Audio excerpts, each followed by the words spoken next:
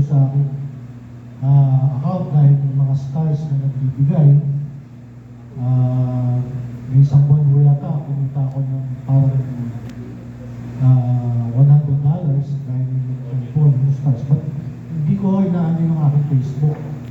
Hindi ko pinagkakakitaan. At like any other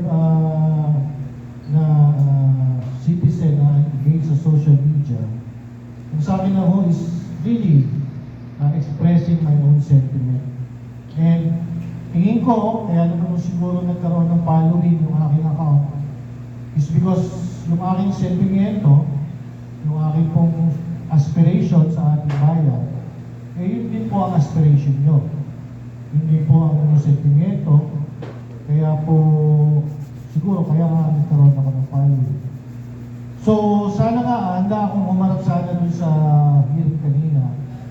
Pero dahil na nagkaroon kami ng consensus at nagkaroon ng pagsusuri na parang huwag natin dapat bigyan na ng puwang ang mga katulad nila Dan Fernandez at Ace Barbers na sirain yung ating pagkatao, hindi na nga lang po kami sumuport. At kanina nga ito yung aking statement. Mabasahin ko na lang po. To Congressman Dan Fernandez and the members of the Joint Committee of Public Order, Public Safety, Public Information and Information Technology, I am Mark Anthony de la Cruz Lopez and I was supposed to stand in front of this committee today in what has been asserted as an inquiry on fake news peddlers, narco-bloggers, and Pogo-funded bloggers in aid of legislation. When I first got the invitation, I honestly got excited with the prospect of finally meeting you face-to-face together with other committee members, particularly Robert Ace Barbers.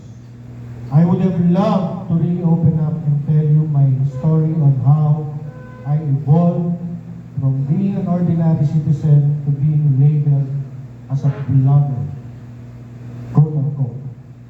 Mind you, I have never really considered myself as such, and whenever people ask me, even in formal events, I would rather call myself as a social media activist. Perhaps the label blogger stuck to us out of necessity and simplicity, so that many of us who actively utilize SOCMED as a platform to express our sentiment can be lumped into an aggregation or an organized entity. Maybe the need to label us such stem also from the phenomenal growth of social media as the new alternative media, so to speak. I've said this before, and I say this again, social media is the new EDSA, as its strength in the collective voice of those whose sentiments resonate with the majority of the public. Your invitation to 40 of the so-called bloggers is actually proof of government's acknowledgement of the force and sway we hold in public opinion, even as you are still confused on what really is the definition of our endeavor and to the larger extent how information is disseminated. Which now brings me to the point of this statement.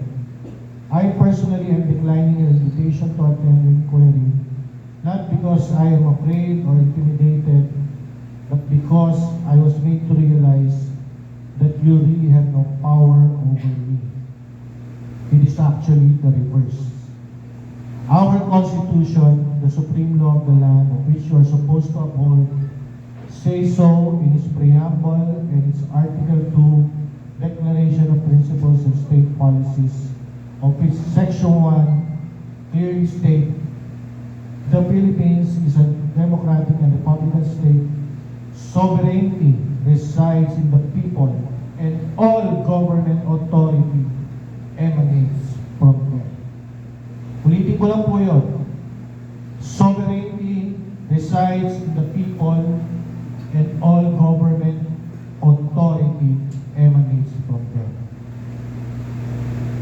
In the absence of any formal charge or indictment or a formal appointment, I do not have any legal persona except as a citizen of the Republic of the Philippines. In the case of your actual inquiry, it appears that it's also unconstitutional under Article 3 Bill of Rights, which also clearly state, Section 4, no law shall be passed abridging the freedom of speech, of expression, or of the press, or the right of people peaceably to assemble and petition the government for redress of grievances. So you see, Mr. Fernandez and Mr. Barbers, I reiterate that I am a citizen of the Republic, and I actually understand that the premise of your so-called inquiry is without basis and cannot stand on solid legal ground. May I suggest that before you proceed with gathering a so-called bloggers, your committee should first understand what you want to do as against what you are only allowed to do under our laws. I assert that your supposed legislation is legally flawed and whimsical, maybe because the only motivation you have right now is that you cannot stand criticism, ridicule, and shame on how you behave and conduct yourselves as legislators. Mind you that as citizens, we can do that under our laws. And your decision to be public servants warrant that you accept that as part and parcel of your chosen path. As for me, I am labeled as a blogger not by my own choice nor appointment, but simply because I am one of those who exercises his constitutionally protected right to free speech and expression. And since I have no official or formal designation or actual credential other than being a citizen, I do not see myself having any input in your aid of legislation. I therefore invoke my rights as provided for in the Constitution and decline your invitation.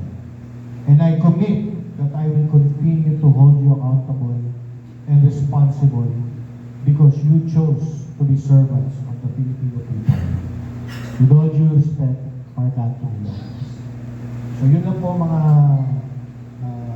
kasama, and maraming salamat po sa inyong mga suporta at tuloy lang po yung ating laban dahil hindi lang po ito laban namin, laban po natin itong laban